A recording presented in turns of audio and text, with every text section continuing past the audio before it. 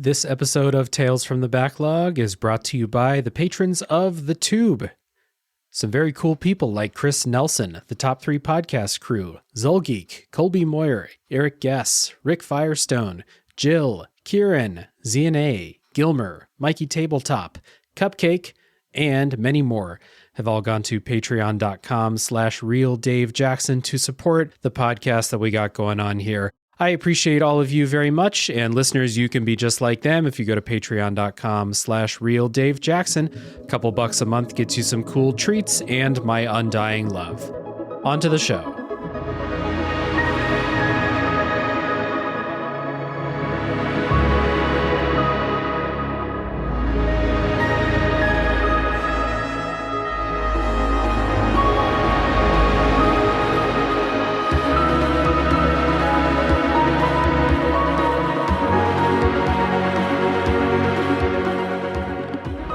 Hey everybody, my name is Dave Jackson, and you're listening to Tales from the Backlog, a video games podcast where each week I'm joined by a guest to talk about a game we played. And my guest today is a friend of the show, a Spectral Vulpine podcaster, and a co-host from Lightning Strikes Thrice podcast on the Pitch Drop Network, Ryan Batie. Ryan, welcome to the show. Thank you so much for having me, Dave. Yeah, good to have you on the show, and I think we picked the perfect game for you to come on the show. Really excited about this. Before we start talking about our game, which is Tunic today, I want to kick it to you and talk to the people listening about what Lightning Strikes Thrice is, because it's a podcast that I really appreciate. So yeah, what's it all about? Sure. So Lightning Strikes Thrice is kind of the flagship podcast over on the Pitch Drop Network, and it is a deep dive video games club where we go in excruciating detail in some of our favorite JRPGs. Typically we cover things that are like both mechanically and thematically robust enough that we can cover it over multiple episodes instead of doing just one. And so the reason why it's called Lightning Strikes Thrice is that the show started doing all 3 Final Fantasy 13 games. We also just recently did the Xenosaga trilogy, and our current season is on Final Fantasy VIII, and it's been a lot of fun to kind of go back in with a fine-tooth comb and really analyze what this game from my childhood was doing. Mm-hmm. There are a number of other great podcasts on the network. There's a couple of anime podcasts. There's a premium podcast on our Patreon where we do the Lightning Strikes Thrice treatment with Final Fantasy XIV, the MMO. Mm-hmm. And yeah, it's been a lot of fun to podcast about these games like that. Yeah, and so like for people listening, when you say you break it up into multiple episodes, I mean like 10, 15 episodes sometimes with some of these games. Like it feels like you spent like the last 2 years going through Xenosaga, basically. Yeah, and I'm sure you felt that way too. So it was definitely 2 years of our life dedicated to the Xenosaga trilogy, and that was an undertaking. But what's really amazing is that because all 4 of us who do the podcast have detail-oriented brains that are each focused on a different kind of detail that our brains kind of gravitate towards. We end up filling the space. It turns out there were, 15 episodes worth of things to say about Xenosaga Episode 1. And that is also really surprising, I guess. It's like, wow, there's still material to cover here. Yeah, and it's something that I appreciate that you all are doing. I remember when I was starting to play Final Fantasy 15, I listened to the episodes that you all did kind of about the supplementary material, the stuff that I was not going to go watch. So I appreciated your episodes and then listened at least as far into that game as I got before I kicked it to the side of the road. But I appreciate what you all are doing. And I tell this to every podcast guest that I have that does a podcast where it's not one game per episode, like I'm doing, Mm-hmm. good idea. What an idea to not have to beat an entire game for every episode. Great idea. Yeah, another reason why this game is kind of perfect for me and for us is because it's only like 12 hours long. Right. I can't imagine the schedule that you do with some of the longer games that your show covers. It's pretty remarkable. It's remarkable is one word for it. There are a lot of other words that we could use, but we'll leave it at that. So I will recommend everyone, while I'm talking kind of maybe in the middle of the episode when I'm talking about myself, go down in the show notes and click the links to Lightning Strikes Thrice and Pitch Drop and check out what everyone's doing over there. It's got some good stuff going on. So today we're going to be talking about Tunic, which is an action-adventure game developed by Andrew Scholdice and published by Finji in 2022. This is another one of those almost one-person developed games, which is just remarkable. I know there are other people that helped, I'm sure, but this is mainly a solo venture. Mm. And if you're listening and you don't know what Tunic is, we have some kind of elevator pitch type descriptions for what Tunic is. So I wrote down, what if somebody modernized the original Legend of Zelda and put their own twist on the story? And Ryan, what did you bring? I brought in very similar. What if someone made Zelda 1 feel fresh and dangerous again, like it did on the playground in elementary school, and drew parallels to more modern indie game design in the process? Mm-hmm.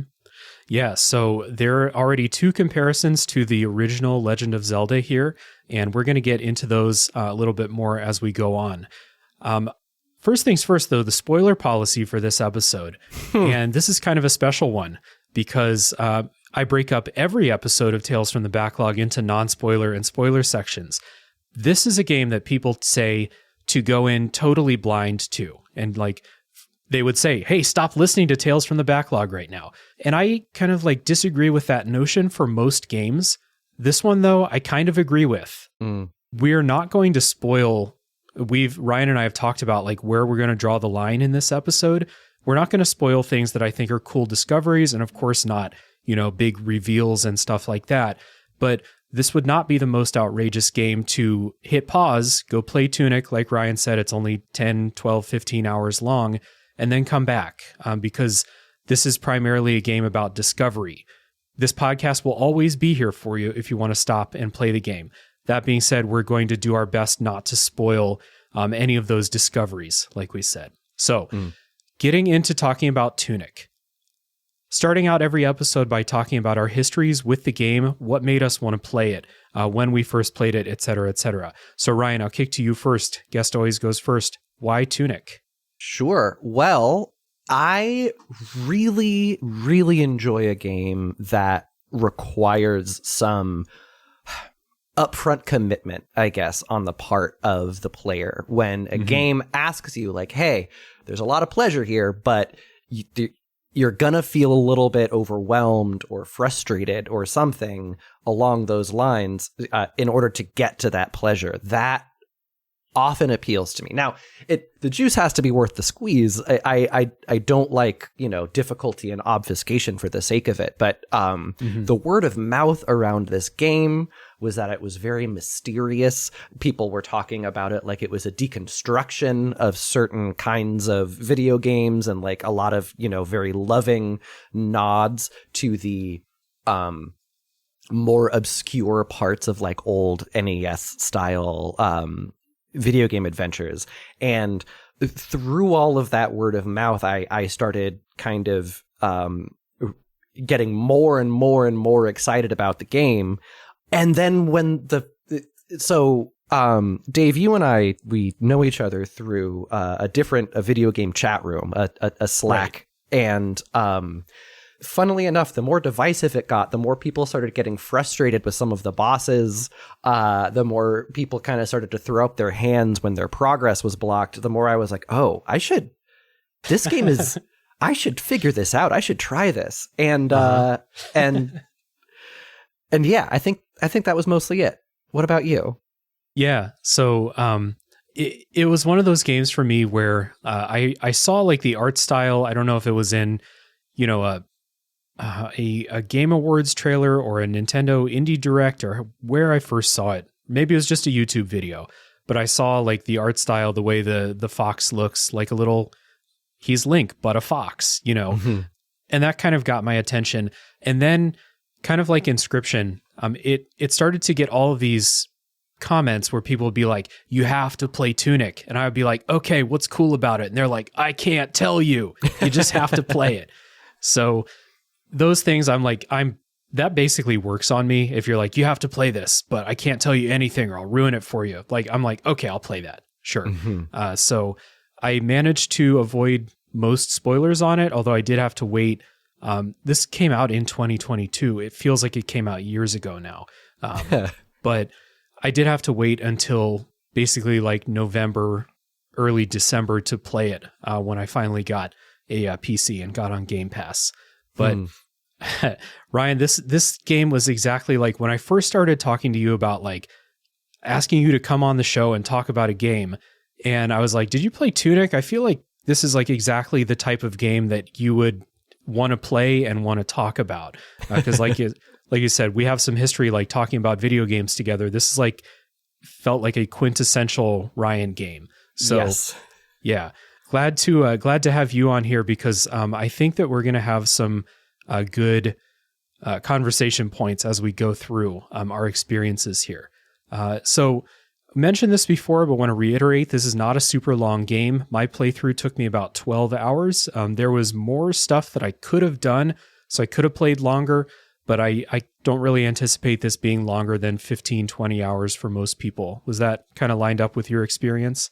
Yeah. So kind of when I was scheduling time for it, I was looking and yeah, it's around 12 hours. I could see myself, I could see myself going back and wanting to 100% this game. There's a lot that I think would be pretty tedious and starting to hunt with too fine tooth a comb. And so who knows, but yeah, I all in all spent around 15 hours in the game. And, some of that was just kind of idle wandering. So yeah, it's like the sweet spot for a game where it's more than a snack, but less than like, an all you can eat buffet. Yes. It's nice that way. It's a balanced meal. Yeah.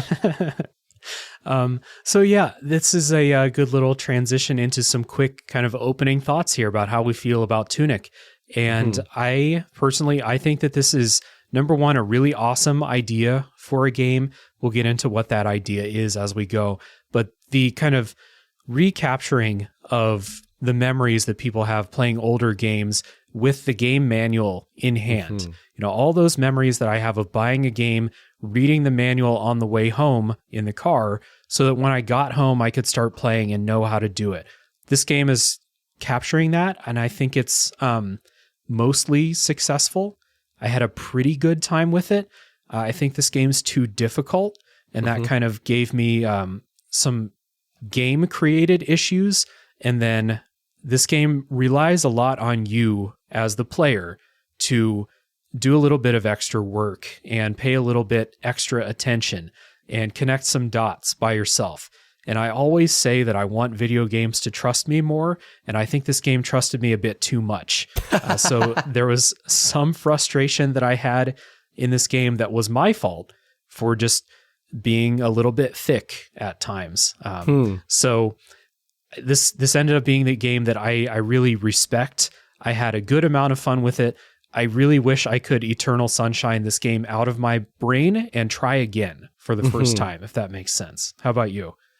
Yeah, it's a weird thing because this is a rare game that I think maybe adds up to less than the sum of its parts. And what I mean by that is that there were so many moments in this game where I was like, oh, wow, that is so cool. Where, I unlocked another way that the game worked in my brain, or I got this new tool and all of a sudden everything was kind of falling into place in my head. And I really loved those moments. And I had at least one every single play session. But when I when I put it down, when it came time to pick it back up, I'd be like, I don't know if I want to pick up Tunic right now. And one of the reasons is that there is a lot of repetition because of, like you mentioned, the difficulty of the game and some of the encounter and environment design. Sometimes the level design is absolutely brilliant, and sometimes it's kind of maddening. And so there's this frustration time and this downtime that's kind of built into the structure of the game that, unfortunately, it kind of takes away from it, because the combat by itself is not satisfying enough to want to keep doing these same things over and over and over again. And so when you have to, it does take some of the shine away off the game. And so it's a game that I would recommend to a lot of people to try out and to explore. But it's far from a perfect experience for me. Again, like you said, I would love to be able to play this game again for the first time, but it doesn't all hang together as just a holistic, like, complete experience. Yeah. I got the feeling coming out of this that, like, this game was like a test of, like, what kind of gamer I am, or like how my brain works when I'm presented with stuff like this. And I feel like I got like a C+ on the test.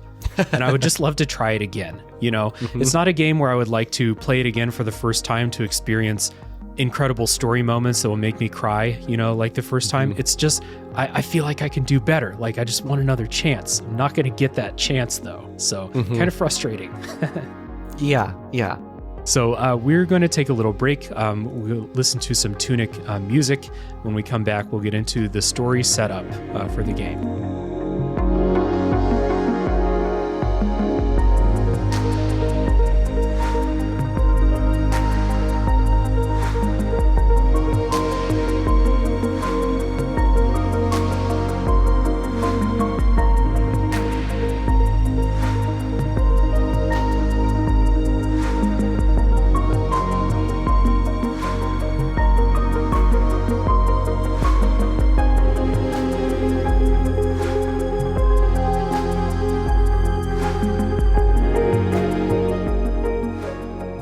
So in Tunic, you play as a little fox-looking creature. You wake up on a beach with no fanfare, and off you go. And that is the story setup for Tunic. We're moving on to the next section. Literally nothing at the beginning. You just kind of wake up and you start moving. And this kind of gets into like the way the game communicates with you, because they're not, you know, no one's going to come talk to you and explain to you like the lore of this world or anything like that. And if they do, it's all in this cryptic language that was created for this game. So you can't read anything. If NPCs talk to you, you can't understand them. And really gave me a stranger in a strange land feeling at the beginning. But there came a certain point in the game where I just kind of stopped reading stuff, or like stopped, like, too many times I was like, hey, I wonder what that sign says. I go up and read the sign. I can't read it. So then sooner or later I was like, you know what? Fuck that sign. I'm not reading that sign. I can't read it. So yeah, it's funny. I thought that this was going to be a very different kind of game at first. And so I'm a person who grew up on really old school first person turn-based dungeon crawlers, like the old Wizardries and Bard's Tales of the world. And so having a little piece of graph paper and mapping those games square by square, that can be really satisfying to me. So, and a game that there are some comparisons to here, La Mulana, you take a whole bunch of notes about how the puzzles work and interact with each other. And so you end up collecting this big notebook. And so when I first sat down for this game, I thought it was going to be an extensive note-taking game. And I was writing out the language, and I was like, okay, I think this says home, and maybe I can like translate more of the language through that. And it was really slowing me down. And after I kind of gave up trying to translate the language by myself, that's from the manual and from all the signs, I realized that mostly what it's trying to do is communicate that sense of being lost and not, maybe, you know, being a kid and not being able to read all of the manual yourself. And so when I kind of gave up on taking that extensive of notes, the game became a lot more fun because I think that it wants you to finding the manual pages where you do and using the few translated words plus all of the images, it'll get you about 70% of the way there. And I think the game always wants you to feel like you grasp between 50 and 70% of it. And I had to let that go. I had to be like, okay, no, this game is not trying to make sure that I'm taking meticulous notes and figuring everything out. This is not an Obra Dinn, this is not that kind of game. And I enjoyed it a lot more once I accepted that, but it took a little while. Yeah, I had intentions of trying to figure out the language too, because like you said, when you get that first manual page and you see that there are entire sections in the manual, not only signs, not only things that NPCs say to you that are in this language, I had all intentions of trying to translate it. I quickly gave up. And then after I played, I went on YouTube and I watched a video that was like how to translate the Tunic language. And I can confidently say, even if I applied myself, there was no fucking way I would have figured it out. Nope. Absolutely no way. So me either. And in that way, this game is in conversation with Fez. The music is very reminiscent. A lot of the things that it does with a forced isometric perspective, I feel like Shouldice had to have played Fez and kind of made this in quasi-response. And Fez, the language is very one-to-one. Once you figure out what the trick is, it's all there. And this one, he saw that and he was like, I don't want to do a one-to-one cipher. I want to do something that is a little bit more alien and complicated, but still understandable if you really dive deep. And I think he does that, but like, oh my goodness, there is no way that I would have figured this out by myself. Yeah, same. So we've talked about how this is all super cryptic. You are, I don't want to say you're not going to figure this out. People listening who are thinking about playing, you might, maybe you're just, it works for your brain better than us, but the game is not going to rely on you to translate that. The things that you find out by translating it are not critical information that you need to beat the game. So I'll say that. But they're also not hiding everything from you because this is one of maybe the key feature of Tunic is as you play, you will pick up pages of the game's manual as treasures in the game. And they are great treasures to find because they are an actual game manual that will teach you how to play. So like an early one that you pick up will explain to you how your dodge roll works and how your iframes work. And it will say like your iframes are in this section of the animation of your dodge roll. Look for little dust clouds that tells you have your iframes during that time. And you'll continually find stuff like this throughout the game that teaches you how to play. And these end up being incredible treasures. So the best thing a game can do to make me want to explore is to give me really cool treasure for exploring or puzzle solving or whatever. And these manual pages are incredible to find. Every time I found one, I was like, fuck yes, I learned something new about the game. Let me see how I can kind of improve my experience here. Did you got that same feeling then? Oh, yeah, absolutely. And also, when the manual gave me a hint, but because there was some untranslated piece of language, it's like, okay, it's not giving me everything, but it's giving me enough that I can try this. And that was also a really exciting feeling of like, oh my goodness, that's how this works. And it's pretty incredible because a lot of game manuals really weren't as helpful as the one is in this game. I mean, it's, you coming home from the store, like you said, my imagination would be filled up with all of this manual information, but those games ended up being pretty intuitive at the end of the day. A few exceptions, Star Tropics needing the manual, needing to dip a piece of the manual in water, or like Metal Gear Solid or something. Yeah. But for the most part, like this game's manual does things that I wanted game manuals to do, and they did, in my head, but not in reality. It's so, yeah, the feeling of picking up a new manual page and poring over it and being like, okay, what's it telling me? How does this connect to what I want to do next? And even, I mean, is it a spoiler to talk about the maps in the manual? No. Okay. So they give you these little areas. They give you the area maps, and you pick them up generally on your way to that area. It's pretty, even though there's tons of secrets hidden everywhere, and there are multiple paths that you can go down. Generally, if you really need a manual page for something, it'll be along the way. Mm-hmm. And I opened up the manual to just check to see what the map of this overworld looked like, and I noticed that there was a little fox icon, and I realized that it was keeping my place on the manual as well, so I could actually use those maps actively, because I'm guessing my little fox guy was using it to orient himself, and so he's like, okay, well, I'm here, and so now I can see on the map too, like, oh, okay. It's really, that was one of the big moments that I knew, like, this game was doing something special. Yeah.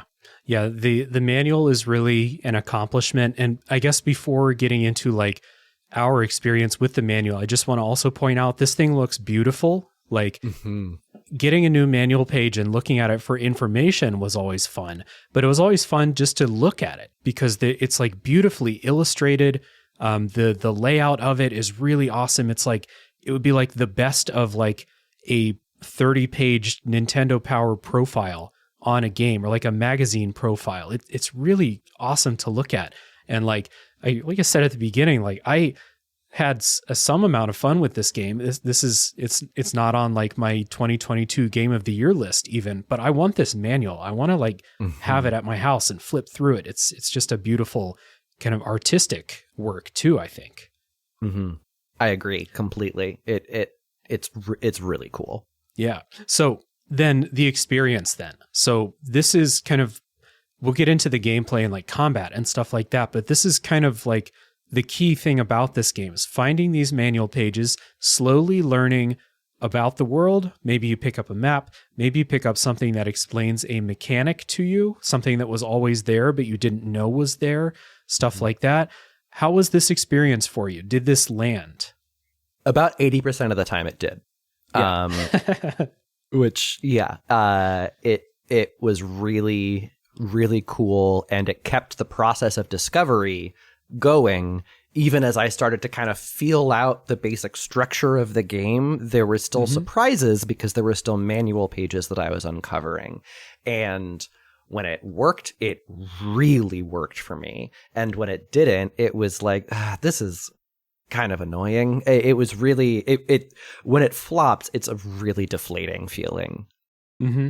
So yeah, it was a game of high highs and more highs than lows, but then the lows were pretty low. Yeah. And I had kind of figured that if this manual thing is going to work on anyone, it's going to work on you, Ryan. So I'm kind of with you.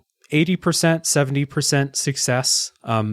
Those moments where either you're pushing forward into the unknown and you just really need a push in the right direction. You find a manual page that explains, like I said, some mechanic, or maybe you get the map, or maybe you just get a page that tells you, maybe check over in this area next, or something like that, like a suggested route to follow or something. Those are great. And then times when I felt like I was stuck and I was like, let me just look through the manual again. Let me see if there's something I glossed over the first time. Maybe it'll help me this time. Couple times that was helpful too.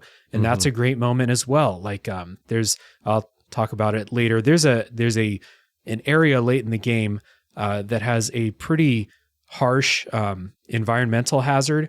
The manual told me how to deal with that. But I had to go back and look through at old pages to find it. There were times though that I did not hold up my end of the bargain here. So like there is a very crucial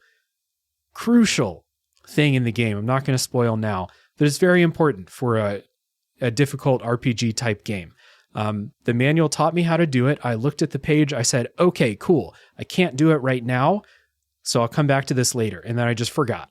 And I played like 10 hours of the game without it. And I was getting so mad. And then someone pointed out to me, hey, why don't you just, redacted? And I was like, fuck. Dave, come on, Dave. So like, great in theory, like this manual thing. But for me, there were those like super goldfish brain moments, or moments where I was just like, I read something and I was like, I think I get this, but I didn't get it, So it led to some maybe unnecessary frustrations with me. And I gotta think like most people are going to have some kind of moment like that, right? Like, I don't know how many people are going to play through this game and 100% get it. I feel like they got to account for this, and not to say that they didn't. I feel like my personal fuck up that I just danced around there was like one of the worst things you could fuck up on. But I got to feel like most people are going to have a similar experience with that or with something else, I wonder, I wonder if you and I fucked up in the same way, because my early game was also full of like, I heard, it's like I heard combat was difficult, but I cannot get through this. What is going on? Right. And then, it was when I figured it out, it was staring me right in the face. And I was just like, oh, so maybe our moments are totally different, but yeah, it's interesting because there was also one moment for me where the manual gave me just enough rope to hang myself, where it pointed me in a vague direction of where I thought that I was supposed to go. And based on the knowledge that I had, I was like, oh, I know exactly where that is. I just need to figure out how to get there. And so I spent all of this time in this one corner of the map being like, okay, is it this? No. Is it this? No. Is it this? No. And I had misinterpreted the manual. And in fact, I needed to be in some place entirely different. And, that was a big part of Zelda 1. This feeling of being lost and then getting kind of frustrated because it's like, well, I thought that I was doing the right thing. Why am I doing the wrong thing? Like that, this is bullshit. Like that. I'm so conflicted on it because I think that is a very intentional part of the design. And I think that being frustrated can be a very valid and feeling for a game to give you, but I don't always think it was worth it. There's something holding me back from calling this game capital G great. And I can't really put my finger on it because almost everything that I think of as like a potential demerit, I think is something that was at least partly intentional. And so it's like, okay, you succeeded at what you're trying to do, but also it's making me hold this game at an arm's length now. Yeah. Yeah. I think that you nailed it when you said that there's a design philosophy going on in this game to have the player, 70% sure of what they're supposed to do, and always give them that 30% like, I'm lost. I'm pushing into the unknown. All I have are these vague hints guiding me. And I think it's mostly successful, but not always successful. And I think that for the people that this game like really clicks with, if you got through this game without any of those, major, goldfish brain moments like that I had, I think this is the type of game that if it hits with you, you'd be like, this is the greatest game ever made. Like, this is incredible. There are people I think that will have that experience. It wasn't me. It wasn't you, Ryan. I wonder like what percent of people are actually going to get this intended experience from start to finish. And that's not even talking about how difficult the game is, which we're going to talk about here after this music break.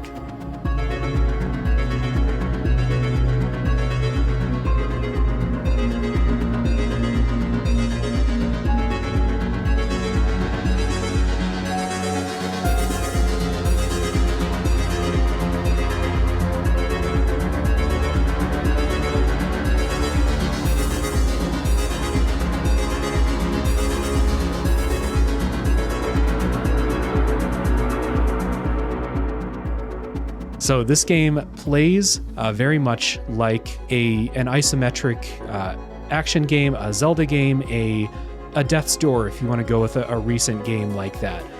There are some kind of Souls-like elements to it, although like I didn't get huge Souls vibes from this, though, you know, it does have a stamina system. You are reading attack patterns, memorizing boss patterns and stuff like that. I didn't get a huge like Dark Souls thing. This just feels like a really hard game to me. I don't know if that was your experience too.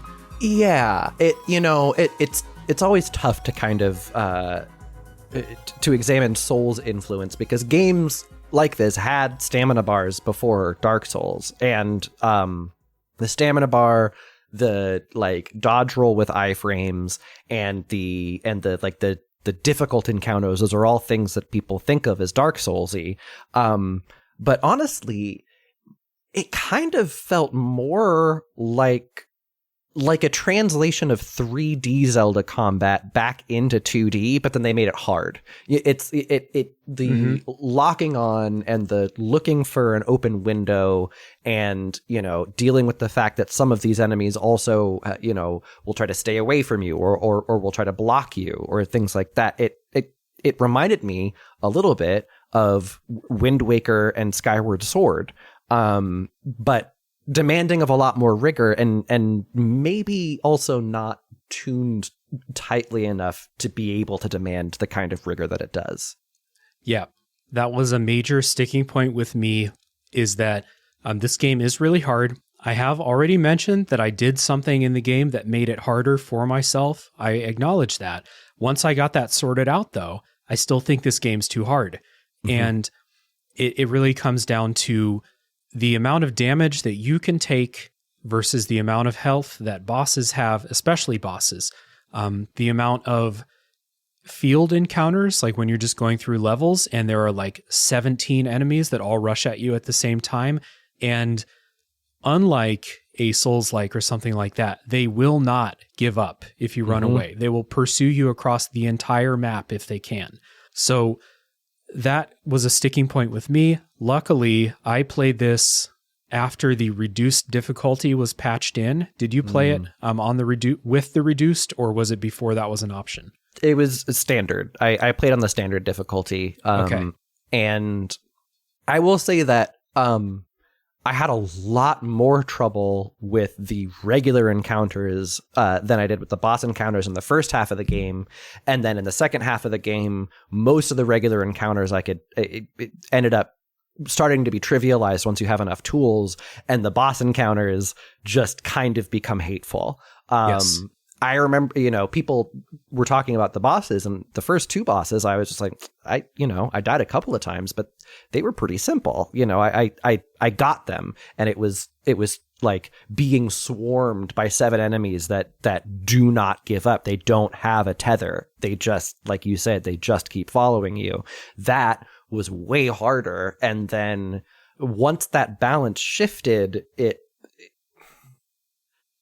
I really don't like the last boss of this game. I know that that's jumping way ahead, but like, it's a common point of criticism among people who've played it. And I totally agree. And I'm with you that the difficulty balance between bosses and regular enemies does flip about halfway through the game, I think.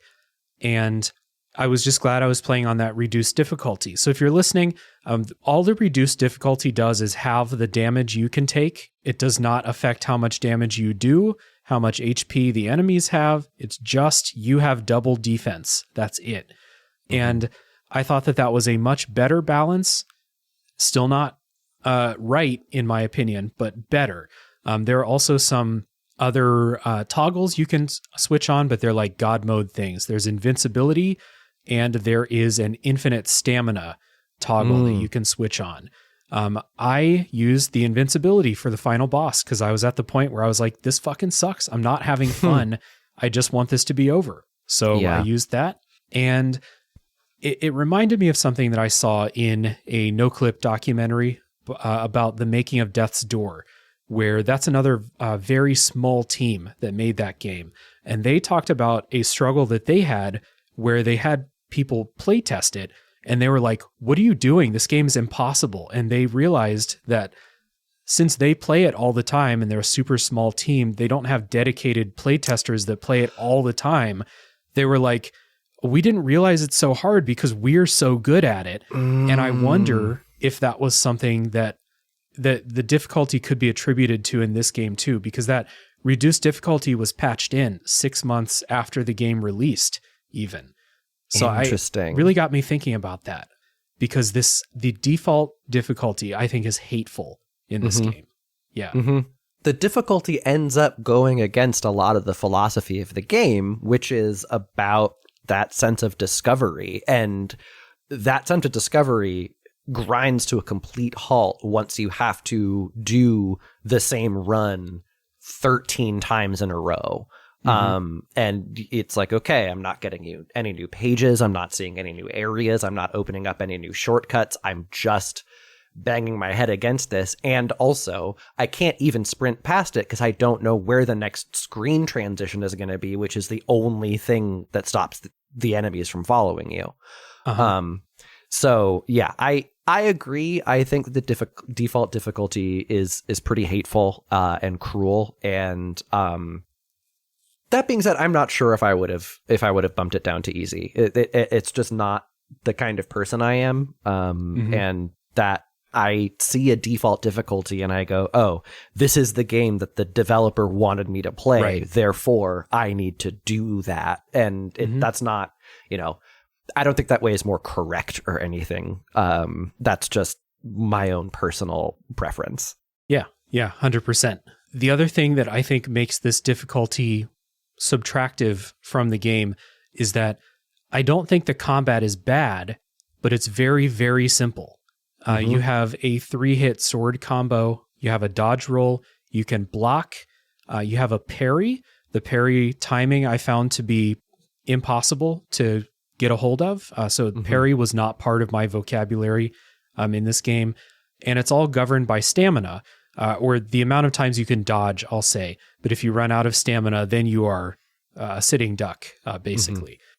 So the fact that this combat, specifically like the melee combat, you get ranged attacks, but you're governed by magic, so it's not unlimited. You cannot stock up in like a huge way. The fact that it's so simple led me to a lot of frustrating things where it's like, the only way that I'm going to beat this boss is to no-hit it, basically, or like 100% it. There was no like, I'm fighting a boss, let me reassess the tools that I have, see if there's something else I could do different. Maybe there's like a consumable that I've been carrying that I didn't use. Maybe that'll be helpful. You can't do that in this game. You just have to master it. And when you die in 3 or 4 hits, you have very limited heals. Your healing is not a full heal every time you heal. It's a percentage. All these things add up to a combat system that would have been a lot more fun if the difficulty was just a lot less. Yeah. And to go along with that, I mean, we've kind of talked about it kind of at angles, but not head on. Some of the encounter design is also really hateful because it will present you with a room or like an open area on the water that will have 4 enemies strategically placed so that it looks like, if you're really careful, you can do the souls thing and lure one out at a time. But actually, as soon as that one enemy gets an exclamation mark over its head, everyone else is alerted, and all of a sudden they're all swarming at you, and you just don't have the tools to fight 4 enemies at once. And the targeting and the way that blocking is tied to your targeting can also be super frustrating, because there could be like some flying enemy trying to shoot you from off screen, but you can't spin your shield fast enough to face it. And so you just have to eat that hit without any defensive vocabulary. And so when I'm trying to figure out a bot or an enemy that has, a big shield in front of it, and figuring out when it lifts its shields back, or, how to strafe around behind it or whatever, it can be fun. But as soon as there's like more than 2 enemies that I'm fighting, it becomes almost impossible. Yeah. I never felt like I had great crowd control options in the game. The only real crowd control that I could find was to just try and line up the enemies so that my sword hits all of them at the same time. Instead of, there's just not a whole lot of options. And like, we are in the middle of complaining about the combat a lot. And I really just think this would have been fine if the game was not so damn hard. I don't think that the difficulty, let me put that the other way. I don't think this combat system supports the game being as hard as it is. If you had more tools, or if the game was easier, this would have been fun. I would have had a lot of fun with it. And I did have fun sometimes. Some of the early bosses in the game, I had a good time trying to learn.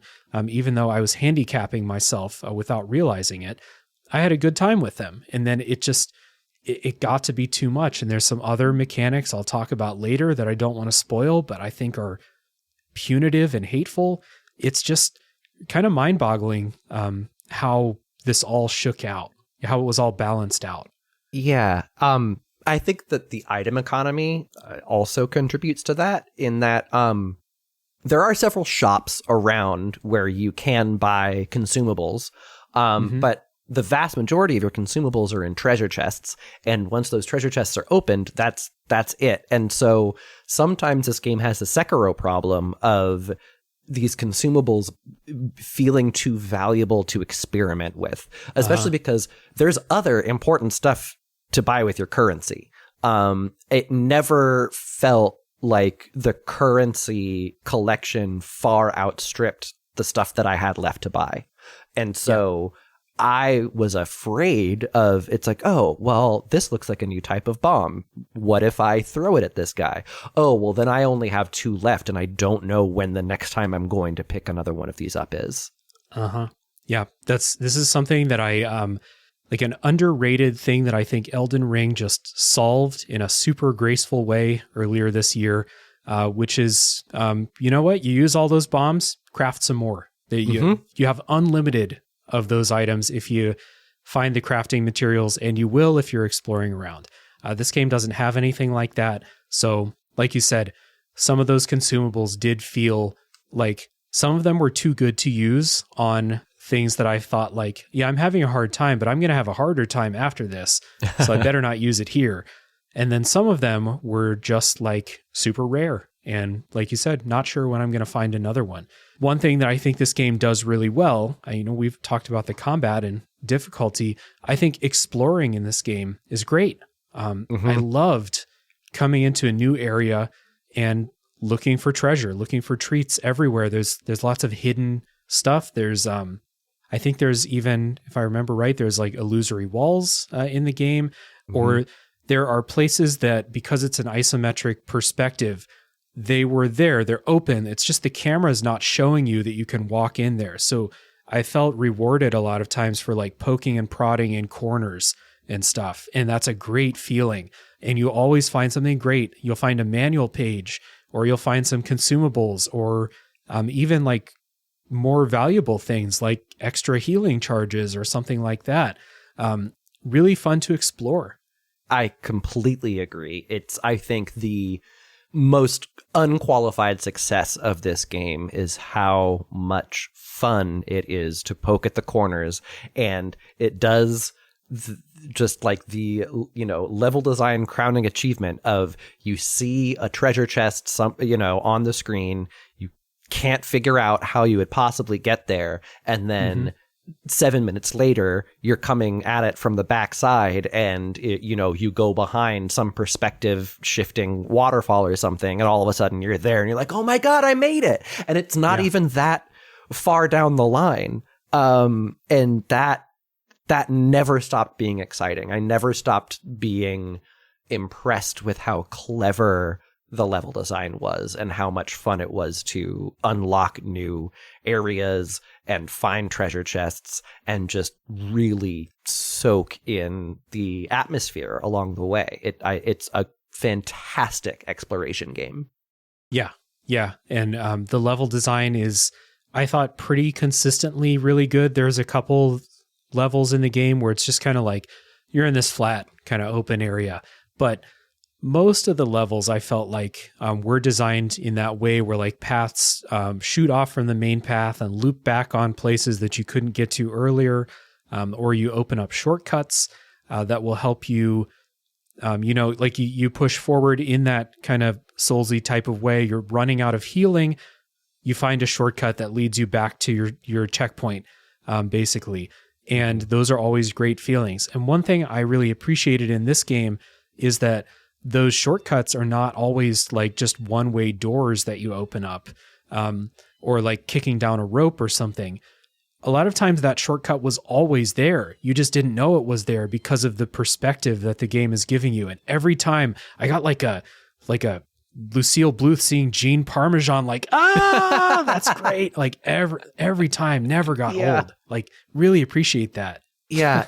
It's, we've mentioned Fez before, and it definitely has some of that. It also has some of that iOS game Monument Valley vibes to it, where because of the forced isometric perspective,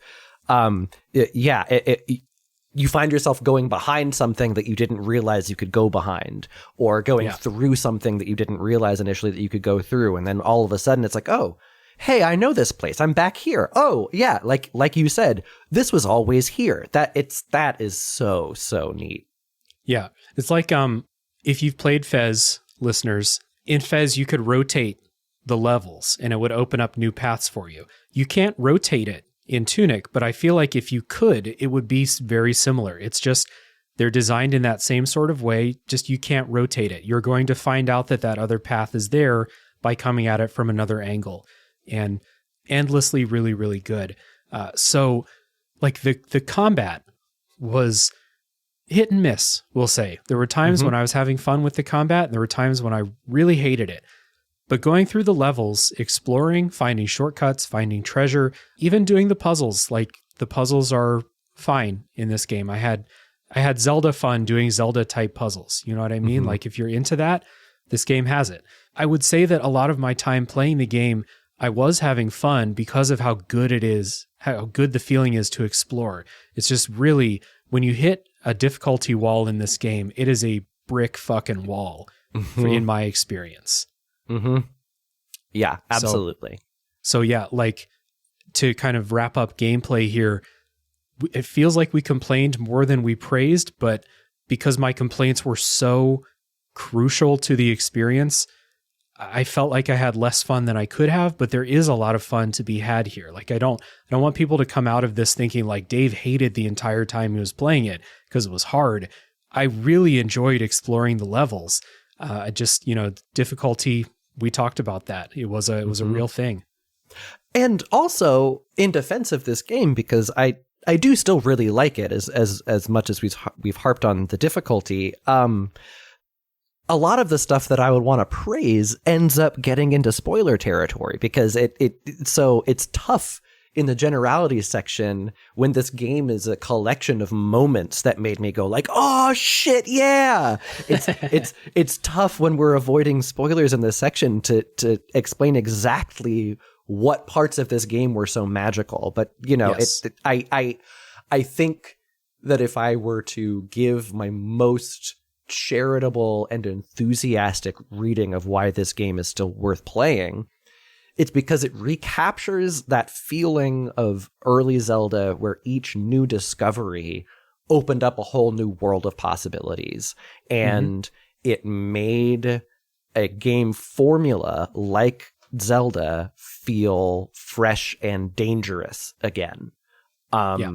Which is, it's something I really appreciate, because Zelda before Link Between Worlds and Breath of the Wild started to feel extremely, incredibly rote and by the numbers. And to have something that follows the same overall outline but still feels ripe with possibility is something that's really special. Yeah, well said.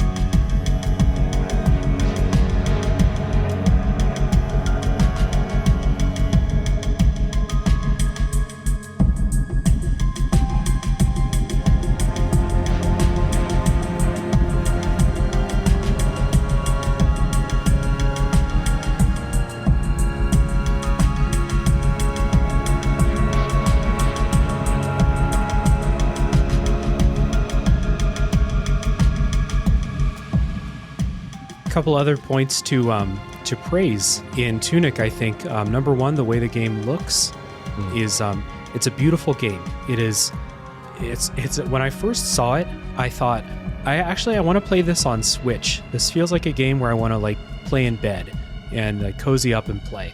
And the more I started looking at it, I was like, actually, I want to play this on the highest resolution that I can, because it looks really, really nice. Everything is soft but crisp, like if that makes any sense of the way I'm describing it.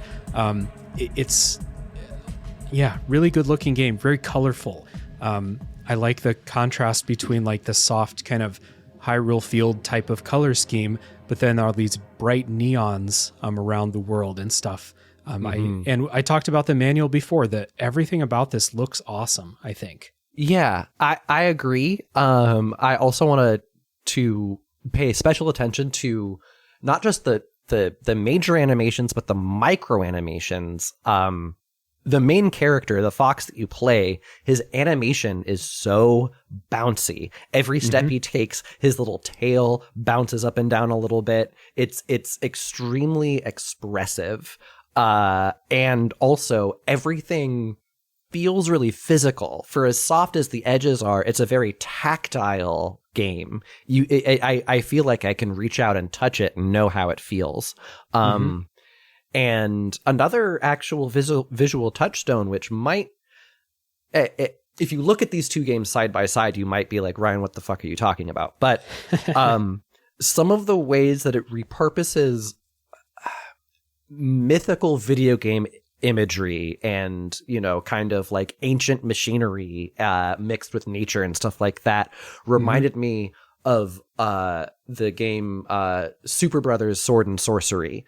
It has this kind of feeling of trying to update the visual magic of this kind of like old ancient rundown machinery amidst an overgrown world kind of vibe. And some of the kind of more spoilery environmental designs in this game really recalled Super Brothers Sword and Sorcery to me. I haven't played that game, but I will. I'll take your word for it. And you're right. That mix of, like you said, ancient machinery, very Breath of the Wild in that way, where you have that juxtaposition of the Guardians with the kind of nature's healing type of vibe that game has. Also very similar here. You talked about the micro animations, especially with the main character. I will also praise the big animations because for as difficult as the game is, I do want to give it credit that if you memorize enemy animations, you will know what's coming. I often felt like I didn't have enough time to get out of the way of what was coming, but I did know what was coming, both with enemy windups and also sound cues with a lot of some bosses that I'm thinking of and a lot of field enemies too. So praise there as well. Absolutely. I agree there. And speaking of sound, the soundtrack, saving, in my opinion, some of the best for last. I love this soundtrack. It is not the soundtrack that I expected when I saw this game. I thought it would be, this game's incredibly Zelda inspired. I thought I would have like bombastic Zelda tunes. Not the case here. This is like can it help me describe this? I was thinking like it's a very low key soundtrack. Yeah. Kind of like a lo-fi electronic music to study to type of vibes sometimes. Yeah, definitely. It has elements of like ambient game music, but there's always a melody to follow. It's very textural and chill and very, very calming, but there is always some little earworm to latch onto, which is a it's a difficult balance to strike, because either I feel like with video game music, you're either getting melody or you're getting atmosphere. And this, I think, is more on the atmosphere side of things, but there's still melody there. It's not all just ambient swells and chirps. Yeah. Yeah. And I can, I have one of those melodies rolling around in my head right now. This soundtrack is, like you said, very good at building up an atmosphere, kind of an exploring atmosphere in a lot of ways. Supports what the game wants you to do, which is to kind of push out into the unknown. And this soundtrack has turned into a soundtrack that I listen to outside of the game. It's a great, like, I need to listen to something while I work, but not something that's too intrusive and demands my attention. You know, this soundtrack is really good for that. I think that this stands out from a lot of video game soundtracks because if you would have played this for me before I played this, I would not have guessed that this was a video game soundtrack. I would have just thought that this is an instrumental kind of a, like I said, lo-fi type of electronic soundtrack. That's it. Yeah, absolutely. And it fits with the game, but it doesn't it doesn't only fit within the game. It's absolutely music that you can take outside of the game. And I'm glad that you connected with it like that. Yeah.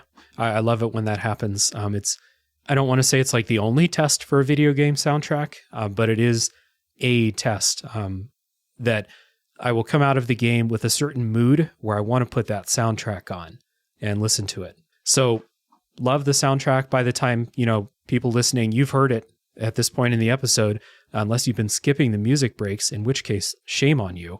But good soundtrack here. Mm-hmm. So let's get into some kind of final thoughts, some housekeeping, and then I think it's time to break down the spoiler wall for Tunic and start talking about some of those things that, like you said earlier, do really add to the experience. We just can't talk about it right now. So I feel like we got a lot of the simple praises and complaints out of the way. Let's get into kind of the wrap up of the non-spoiler part. So Ryan, always ask in this section, just to wrap up, some quick closing thoughts, and who would you recommend this to? What type of gamer would you recommend Tunic to? I think I would recommend Tunic, especially now that it has reduced difficulty, even though the reduced difficulty doesn't actually sound like it solves the final boss problem. Folks who enjoy the feeling of being a little bit lost, and folks who really value a sense of discovery in their exploration and a sense of things continuing to open up and possibilities continuing to open up throughout the game. I think that this game does that stronger than most other games out there right now. Yeah, this Tunic really feels like it has a really old school design sensibility in that it wants you to discover everything for yourself with some help from the manual and stuff. It also feels like it has some kind of oversights, difficulty mostly, and the person that is going to have like an A+ experience with this is the person that takes the freedom that the game gives it, runs with that freedom, and also hits all of the intended discoveries along the way. And I, like I said earlier, I kind of wonder how many people are going to have that exact experience. Whereas we had, like we said, 70-80% of that experience, but that last 20 to 30% feels like it's really crucial for loving this game. And as it stands, it's a game that I respect. Like, I respect the hell out of this game and the vision behind it. I just did not have 100% of that intended experience. So I think your recommendations were right. Exactly what I would have said too. People who want a game that trusts them as, probably an adult with an adult brain who can go out and figure stuff out for themselves and explore and use the clues that the game is giving you, connect some dots. If that's the type of game that you are wishing for, you should play Tunic. So a little bit of housekeeping before we get into the spoiler section for Tunic. And always start out the housekeeping section by the guest plugging your podcast, your content that you create. So Ryan, where should people go if they want to check out Lightning Strikes Thrice or other pitch drop stuff? So yeah, Lightning Strikes Thrice is available anywhere you get your podcasts. I'm actually not sure if we're on Spotify or not because I don't pay attention to that, but basically anywhere that you can get your podcasts, you can find Lightning Strikes Thrice. We are right now at this time of recording, which is December 26th, a little less than halfway through our Final Fantasy VIII season, which has been a lot of fun. If you are interested in some of our Patreon exclusive shows, you can also go to pitchdrop.cash. That is our Patreon.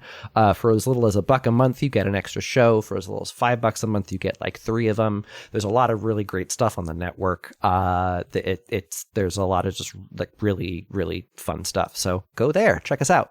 Yeah, agreed. Quality gaming podcasts. I listen to Lightning Strikes Thrice, although, to be honest, it is kind of hard to continue with those series if I haven't played the game, but I did follow along, especially with some of the early episodes, just to kind of get a feel, because I don't know if I'm ever going to play Xenosaga, but I enjoyed listening to you all talk about it.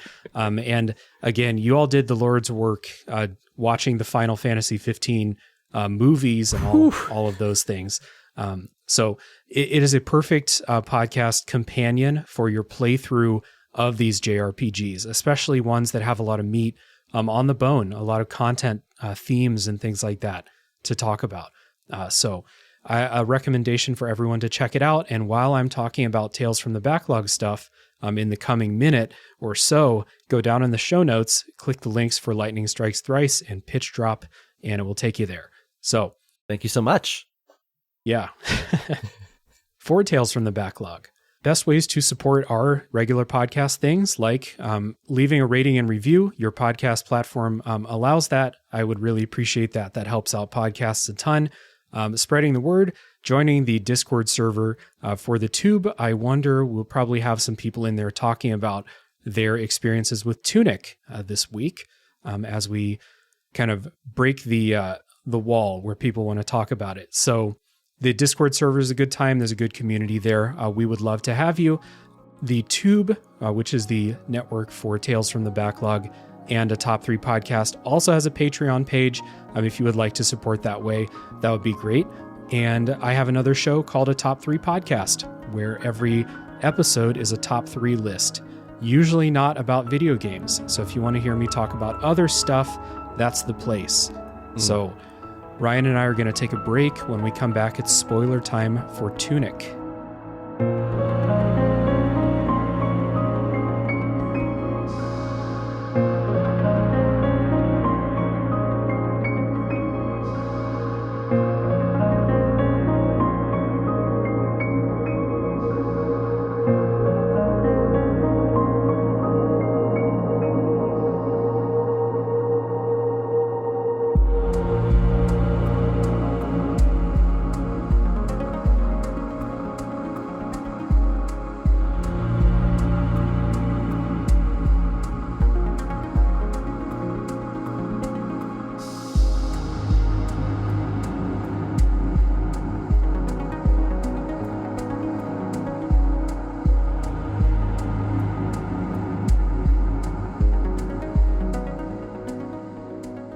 So one thing that I want to start out with is that the game does, when you kind of look at it from a bird's eye view, it's doing a bunch of things that a lot of other games have done before it. It's, you kind of like A Link to the Past, where you have to get 3 pendants and then the world shifts and then you have to go to 8 dungeons. Here you ring 2 giant tuning forks and then you have to get the 3 stones from 3 dungeons around the world. But what I found super cool is that the way it does it, it's not as binary as a Zelda, where there is overworld and then there is dungeon. They bleed into each other, and on your way to the dungeon, you're going through a unique environment where you're being asked to do unique things. I'm thinking of seeing the Dark Tomb on the map, being totally... I did not understand how to get through it.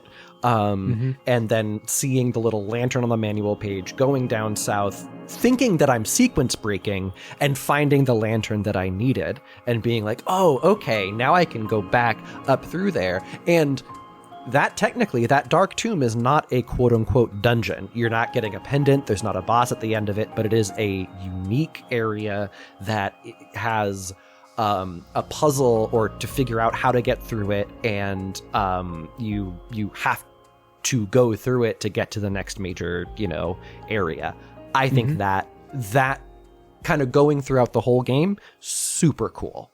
Yeah. So that first section where, like you said, you're ringing the 2 forks and then you're getting the 3 keys.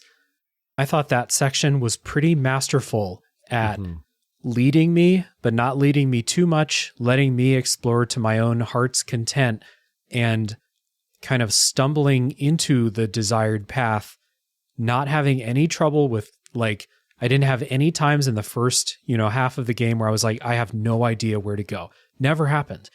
I felt like I was always like, I think I should be going this way. If not, I might find something cool. But when I actually did go down that path, it was the next place that I was supposed to go. And I think it was really, really expertly laid out in that way. This first section of the game, though, which I'm curious to see if we did have the same experience, I got through the entire part of getting the 3 keys without upgrading my character at all. Because that was the thing that I saw the manual page for. And I was like, I saw it and I was like right before a boss or something. And I was like, because I think you pick that up before you fight the Forest Guardian boss or something like that. And I saw that page and I was like, okay, upgrade my character. Cool. Let me go try this boss, see how it goes. Then I'll think about upgrading. Fought the boss, completely forgot. And then did not remember until I was literally like, maybe it was the last boss to get the last key. It was the one on top of the church. Wow. Got there without upgrading. So I beat the big mech tank boss without an upgrade. Engine. Yeah, the siege engine. I did all that with no upgrades, and I started to go in my Discord channels and stuff and be like, this game's too hard. I hate this because that boss on top of the church is really difficult. And people were like, are you upgraded? And I was like, am I what? They were like, yeah, you get a manual page that teaches you how to upgrade. And I was like, I didn't find that fucking page. Where is it? And then I looked at the manual. I found it. I'd had it the whole time. I just forgot. Yeah, we did make the same mistake, but I did not, not as long as you. I lasted until that very first boss before you ring the second bell. And so, I'd made it's still a good like 3.5 hours of the game. And then that boss, it was actually running from all the crocodiles on the way to that boss. God. where I was like, there has to be something I'm missing. And I had looked at that manual page so many times before I realized it was saying, because I was like, oh, I have these in my inventory now, so clearly I'm upgraded now. But no, you have to make the offerings and it costs money. And that was the piece where all of a sudden I was like, my health bar isn't getting any bigger. My defense doesn't feel any stronger. Maybe these stat upgrades are just kind of a lie. And then nope. I just didn't understand how to do it. So yeah. You know what the second half of it was for me was, in the hero's grave, you have the gaps you have to dash over late in the game and get the things to regain your corporeal form. And I had visited the hero's grave several times in that section where I was not upgrading. And I was like, oh, those items look like the upgrade material looking things I've been picking up. I probably have to get a dash and then I can jump over and upgrade my character. And I went that whole time thinking that's how I'm going to upgrade. I just can't do it yet. And that was not the case. That is so rough. Yeah, it was brutal. That being said, once I did get upgraded, I still thought the game was too hard. So I'm like, I made the first half of the game way too hard for myself. But the second half was as difficult as that first half was with no upgrades. Right. So I still came away feeling like it's way too hard, even though I really hamstrung myself for the first half of the game. It was brutal. Yeah. No, absolutely. It is funny how much of a difference upgrading makes at first, but then they start to throw the enemies at you and the fucking HP drain and and then the bosses just getting the bosses just all universally have way too much health for how squishy you are, even when you're fully upgraded. Those last bosses, it's just it's a war of attrition, and that's disappointing because the first two bosses, the kind of temple guardian and the siege engine, I really enjoyed. Realizing that the trick to the siege engine was staying really close to it, with the exception of like one or two attacks, and that actually not only that, but staying close to it and dashing at the right times mean that some of its own attacks, where it like poops out the magma balls and then they make a beeline towards you, that could hurt the boss too. Like, that stuff was so cool. And so when I stopped being able to enjoy the process of figuring it out because I was just dead in 2 hits, those bosses stopped being fun. Yeah. There were a couple late game bosses, or like mid to late game bosses, that I thought were pretty fun. The one when you go deep down into the mechanical city, the factory level, and then you fight I think they call it like the foreman or something like that. Some synonym for foreman. I thought that one was pretty fun because you had just gotten the gun. Yes. And that was a good time. The level before that fucking sucked. I hated that level. Yep. But the boss fight was pretty fun. Mm-hmm. The one on top of the church was too hard, I think. And I was very frustrated by how you can only hurt it using ranged attacks. In my experience, if I got too close to it, it ended poorly for me. And it would just kind of float out there.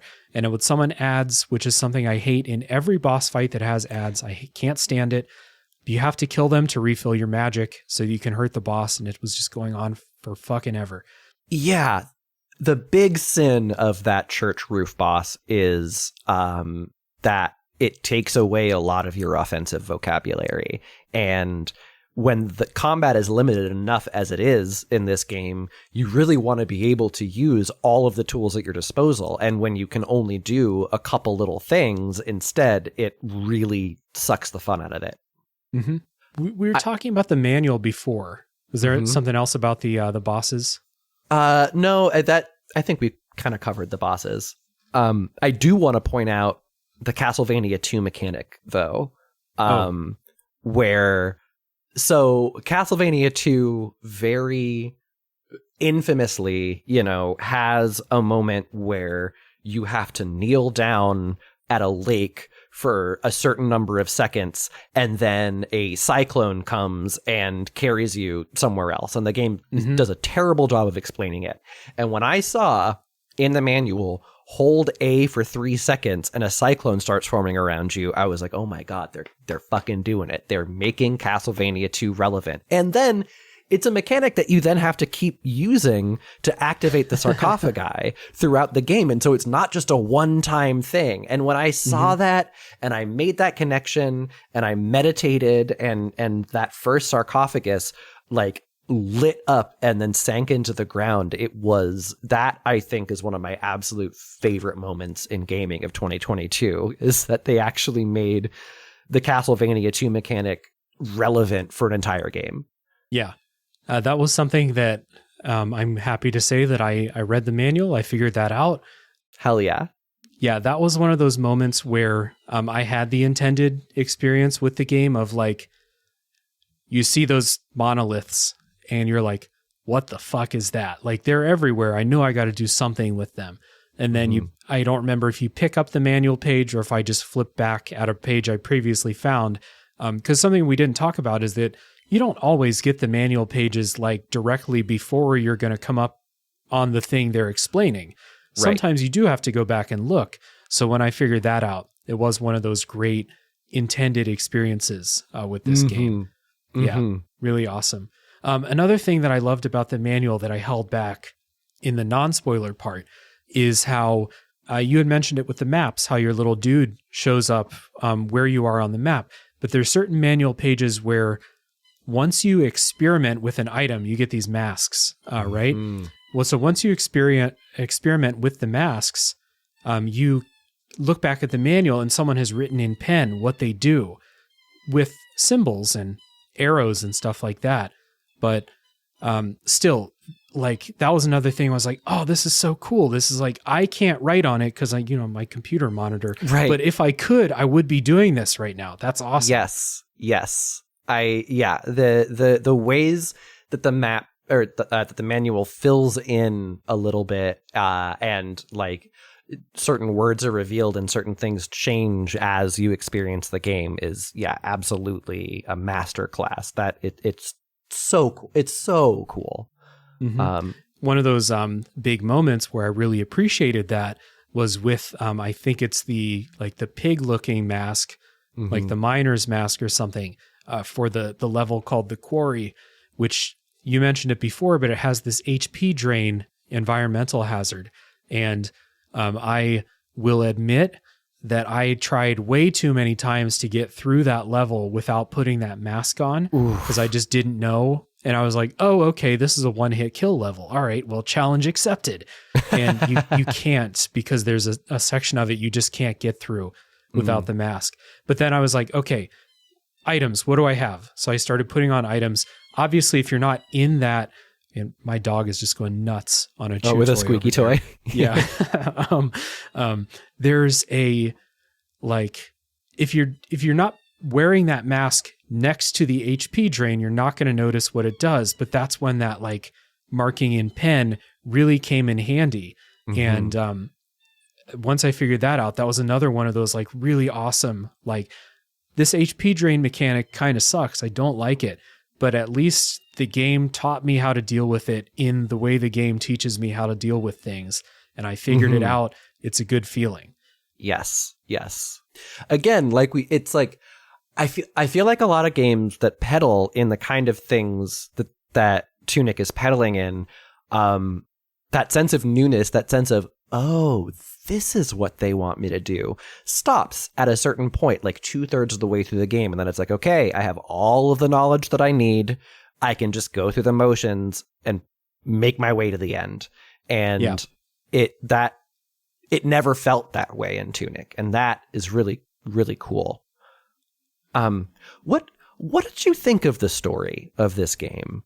Yeah. So at the beginning, you get up from the beach, you walk up, you activate the first checkpoint, and you go into, I forget when it is, but you get sucked into this other world. I don't remember. I don't remember what it's called. Like the between land or some shit, some other dimension. Yeah. And that's how your fast travel works also, but held that out in non-spoiler part. And I really didn't get any story from it at all until you find the imprisoned seemingly motherly fox. And I was like, oh shit, my mom is imprisoned by these like rings, and I'm going to go get these keys to let my mom out. And that's going to be the end of the game. So that's what I thought the story was for a long, long time. How about you? Yeah, it's interesting because the story has been done so many times before. Kind of, you're discovering that this ancient civilization discovered a thing that it really wanted, but that thing ended up corrupting the civilization and the individuals inside the civilization. And now there is a cycle to keep it at bay, essentially. And when I first learned that that's where it was going, after all the mystery of like, okay, why am I here? Who's this ghost fox woman? What's going on? I was initially very disappointed because it felt very rote. But something that I really appreciated is the little environmental gameplay details that give you more of what's going on without actually having to spell it out in the text. So a lot of the progression of the first half of the game, when you activate these monoliths, this pink or blue energy, mostly pink, travels along these conduits and opens up new sections.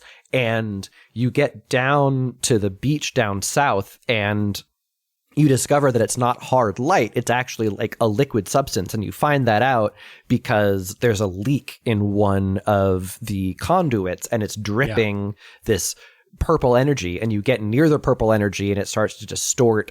And then you like snake around to the left and you find a bird feeding off of this purple energy and becoming fucked up and evil. And around the same time, it's like, I was like, it's interesting that a lot of the enemies that I'm fighting that have weapons or some kind of civilization are also all foxes or wolves or something. Interesting. So this old culture is also dog-like. I wonder if that has anything to do with things. And then you get further in and you realize, okay, it seems like these ancient foxes were corrupted by this miasma, by this purple juice, but that purple juice also gave them what they wanted as a society. But in fact, what are in these monoliths are corrupted foxes. So they're like the graves of you. The things that you're activating by meditating are these entombed foxes that have been corrupted by this force. And so like those little details I thought were awesome. And even if the story itself goes some extremely predictable places, I do like how much information is totally nonverbal that they ended up communicating to me.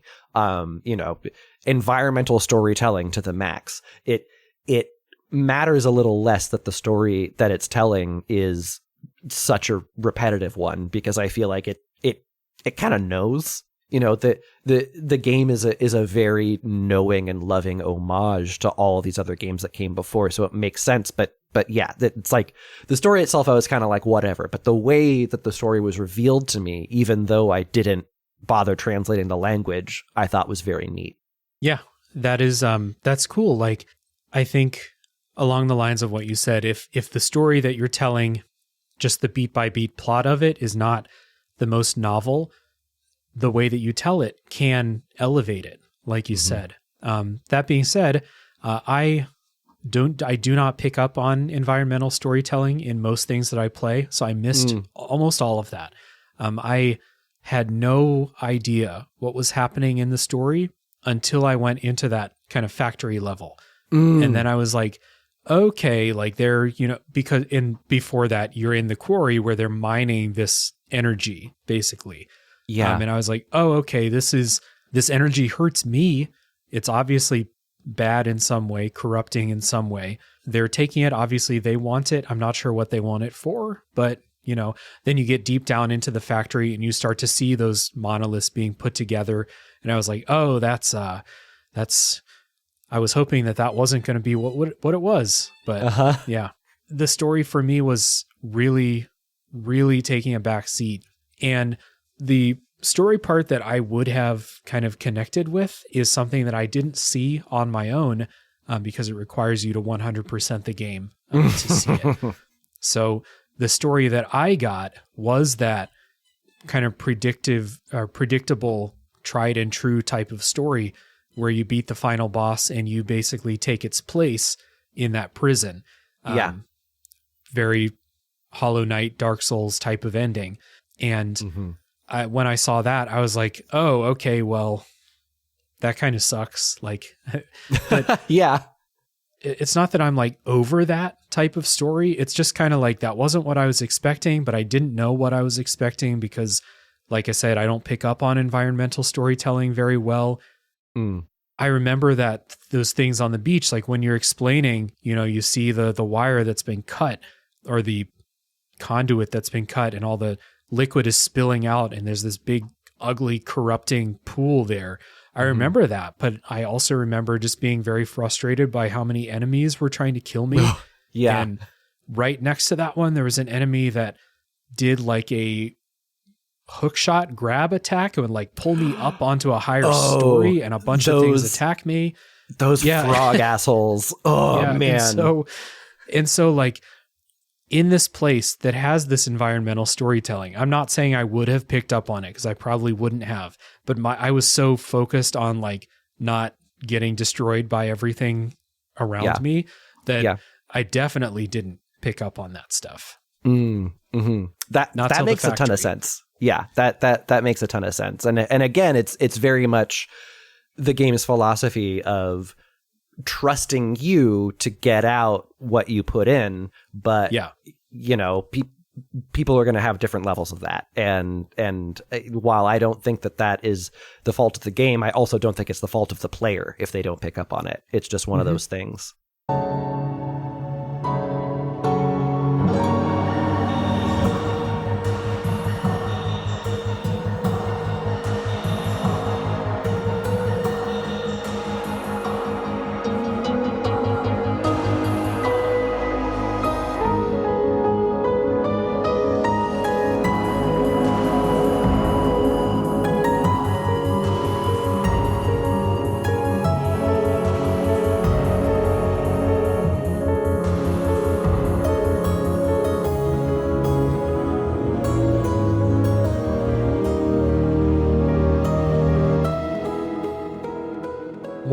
One story thing that I did think was cool is when you release that imprisoned fox, the heir. It's called the heir in the game. Once you release it, you immediately get the feeling I should not have released that. That was a bad thing that I have done, and I love it when games do that to me, kind of a Shadow of the Colossus type thing, where I have accomplished my goal, and I was like, oh, I didn't know that was going to happen. I'm looking around like, I'm so sorry, everybody. I didn't. Yes. The best intentions. And then you get into a boss fight with it, and it kills you, but it doesn't just kill you. It takes away your corporeal form, and you become like a spirit fox, and you have to go on this quest to regain your life in the physical world, basically. And I found that to be kind of frustrating, going around and getting those things or finding out how to get in, because your paths that are blocked in a lot of cases. But I did enjoy like the story aspect of that, like the quest to get my body back, Yeah, that was really neat, where it's like, it's still you think that you're doing the quest for this entity, and then you release the entity and it steals a bunch of really important shit from you. Like, that part was very neat. Yeah, very cool. And you're still doing Zelda things. You have to go to the corners of the map and collect these. I don't remember if it's 6 or if it's 8 things you have to get inside the hero's grave. And you get a dash.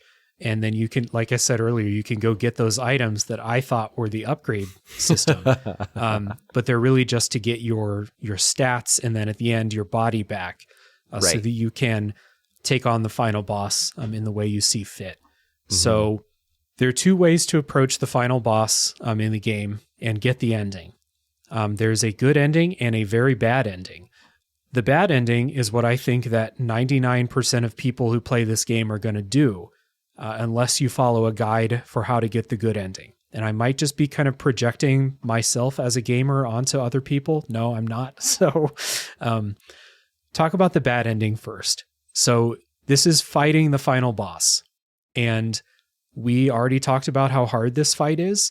It would have been a challenging, but ultimately fun final boss if it had one phase, I think. When that second phase popped up, I was like, oh, fuck you.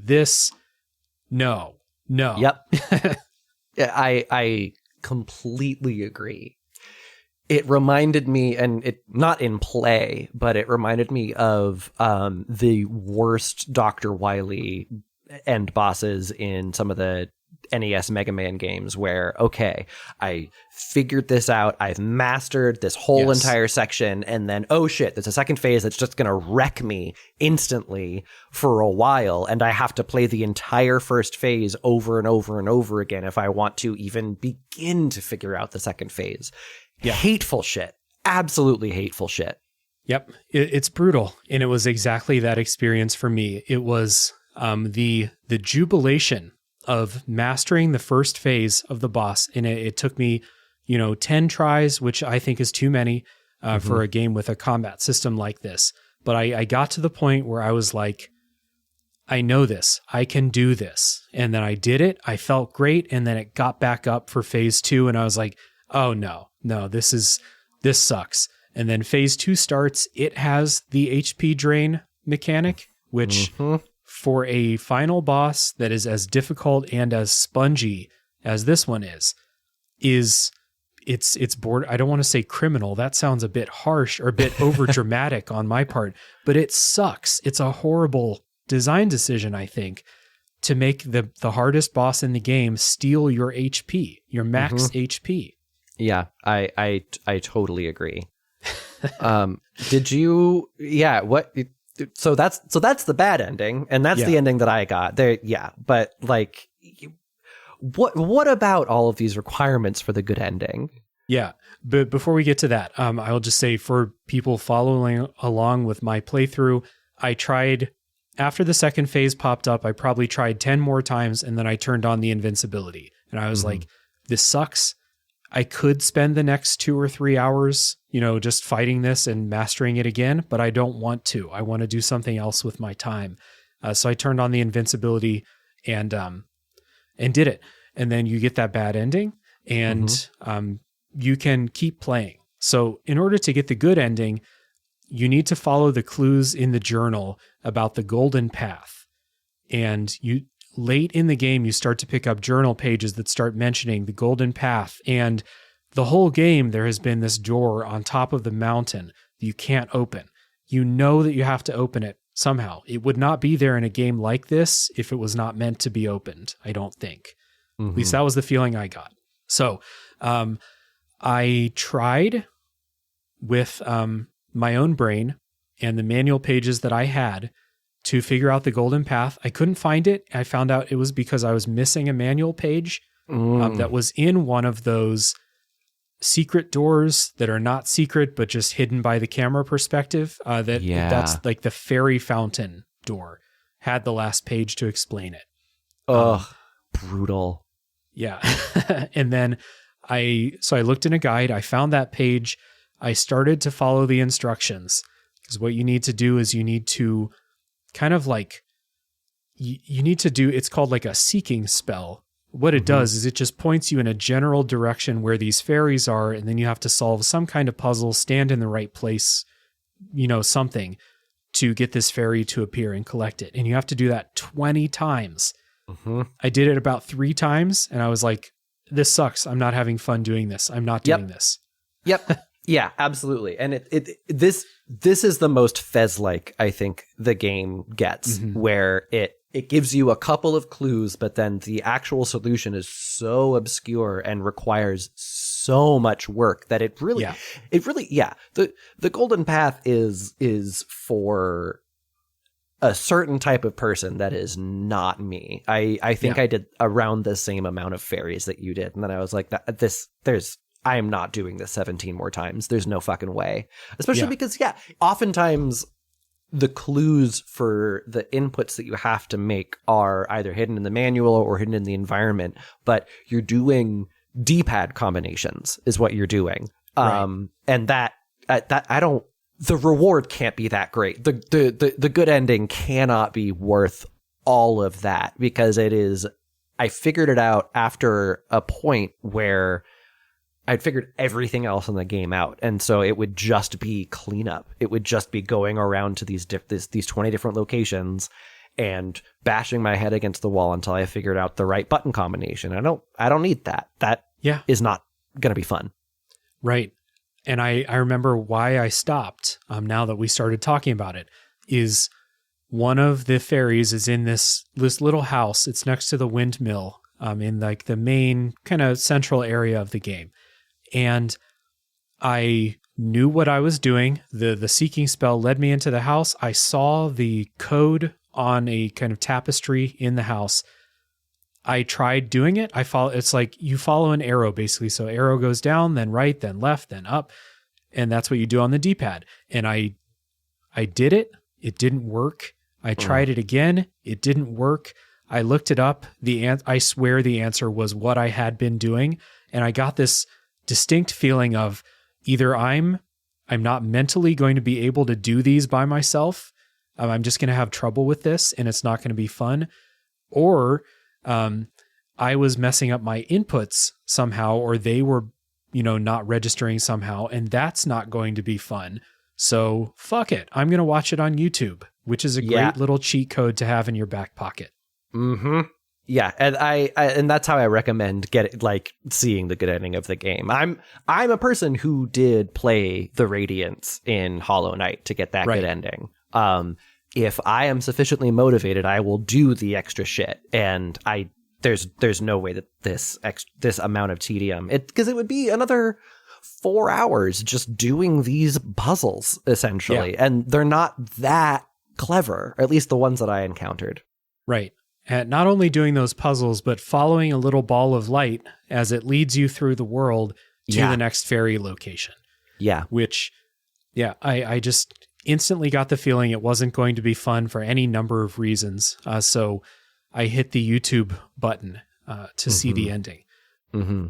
I think that if there were 5 or 10 fairies, I would have been more likely to do it. But by this point, I had already looked in a guide and it said there are 20, and you're going to have to go to literally every corner of the map to do these. And I was like, no, I'm good. Mm-hmm. Mm-hmm.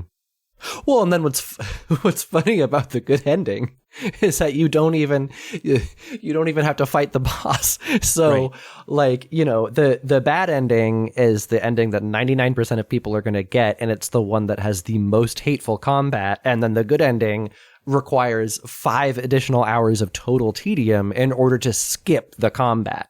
I agree. Yep. So in that good ending, you finally do open up that mountaintop door. It has the final journal page in there. Like I said, I think there are 40 pages. I found 37 of them by myself, which I think is pretty damn good for me, the way that I play games. I had to find a guide for the last 2 that I missed, and then the last one is behind the mountaintop door. It's the cover page of the manual, which I think is cute. That's the last one. You already have all the information you need. So you pick up that last page. You go, the page tells you to go visit a certain someone, in air quotes, which is the heir. You go visit them. They don't want to fight you because you hand them the game manual, I guess. And it starts crying. And is it actually your mom in there? It sure seems like it. Or like some motherly figure. Yeah, it like really... a queen, something. It really depends on so much that is still up in the air to me, whether or not it is your mom. Because there's also the idea that the heir was the most recent fox to kind of go on a destruction binge and doom the world. And so, am I the kid in that situation, or am I some kind of eternal recurrence that keeps this cycle going, and eventually, and this is the way that they just keep the miasma at bay, and I'm not actually related to this fox woman. It's just the last one to do it. I don't know. The fact that the good ending, you're physically showing the spectral, the air, the manual, as though it is almost like the theme of, true knowledge being the thing that breaks the cycle, is very neat for a game that is about obfuscation and feeling lost and, exploring a ruined world and being overwhelmed. And it's like you are collecting basically, the history of this world that is also mechanically getting you through the game. I think that's very neat. I just don't think it has the same emotional impact after having to do so much bullshit. Yeah, it's kind of where I landed on this too. And there's a deeper read to it that I've seen some people take that I'll bring up here in a second, but that knowledge being the key to break the cycle is kind of cool. And like you said, throughout the game, your task, I always felt like my task was to kind of fight my way through and beat the final boss. Well, when it turns out the important thing that you were actually doing is collecting knowledge. Now, I'm not sure how knowledge breaks the cycle here. I don't know what the magic is that is broken by me completing the manual. I guess that doesn't make a whole lot of sense. It doesn't really need to, I don't think, but I can see the type of person who would spend all this time following the clues, doing all the fairy hunting and scouring the map, basically, because to 100% this game, you have to 100% the map. You have to go everywhere, see everything. So the type of person who is then rewarded by not needing to do the final boss fight, which sucks, and they have this little victory of like, this is the reward I get a happy ending, and I've broken the cycle, and I don't have to fight the bullshit final boss. It could be a really nice moment for a lot of people. Not for me, and not for you, and not for a lot of people, I would guess, unless you're following a guide.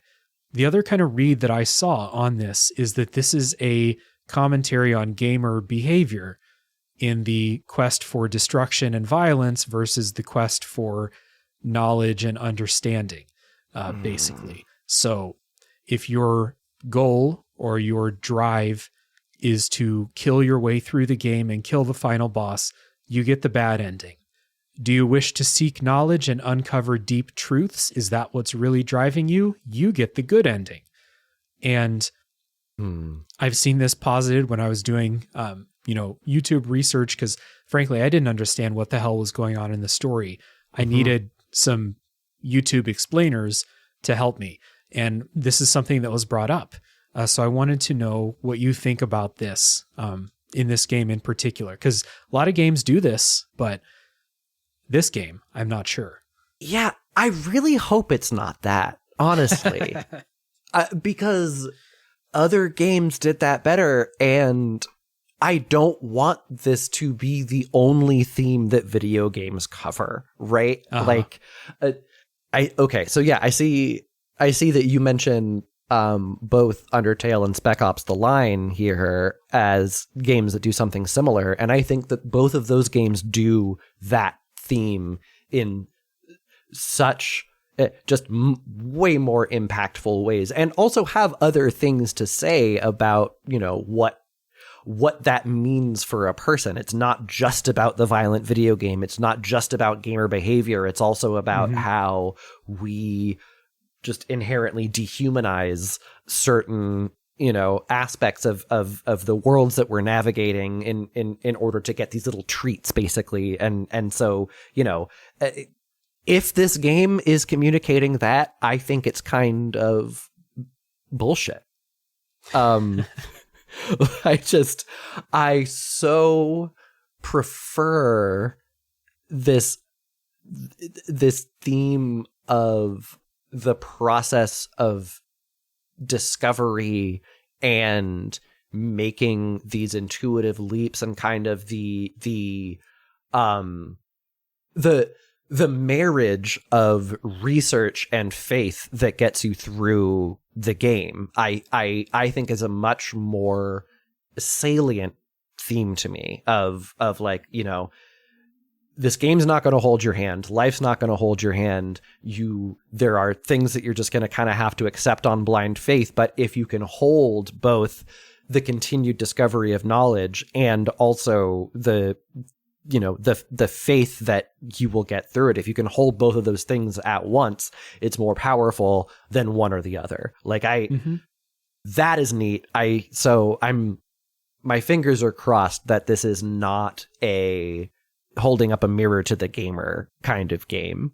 Yeah. And I will say that, like, I'm not sure that that's what this game is going for. But the YouTube story explainers that I watched made a pretty convincing case, and it's really not that hard to take that next step from if you just look at, if you kill your way through the game, you have to fight the final boss, you get the bad ending.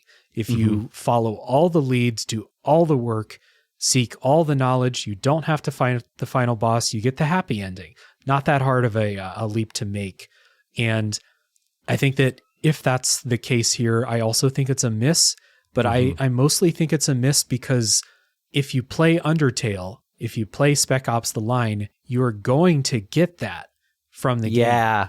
Everyone is going to get that from the game. This game, the 1% who do the work of finding all the fairies are going to find that that's even an option. Mm-hmm. And so if that's a point that the developer is trying to make, and again, I don't know if it is, but if it is, it's a point that such a small fraction of the player base is going to find that I'm not sure how like successful that can be as a central theme at the end of the day. If like, again, I really don't want to project my own experience, but I just don't think the average player is going to find all these fucking fairies and see the end. I just don't think that's going to happen. Me either. Yeah, it would be an interesting way for them to make this kind of point. And, you know, maybe if the developer's like, hey, I made it in a way so that not everyone's going to get this point and only the privileged few are going to find it, then that just means that I'm not going to connect with your game in that way, in the same way that I did with Spec Ops The Line 100%, and to a lesser degree, but still Undertale for sure. Yeah. I think I'm right there with you. Yeah.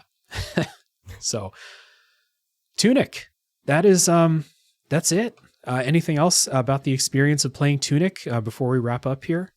No, it's so weird to talk about this game because I am much higher on it than it feels like we sounded like. And we mentioned this before the spoiler wall, but now that we've talked about the whole thing, I just want to say, like, you should play this game if any of this sounds interesting to you. Like, yeah, the combat made me tear my hair out on a few occasions, and some of the runbacks were not very fun, and the good ending and the final boss didn't really add up to enough. But all of that aside, this game made me like giggle and go like, oh my God, enough times that I just want to say, like, yeah, if you're even a little bit interested in this conversation, play it.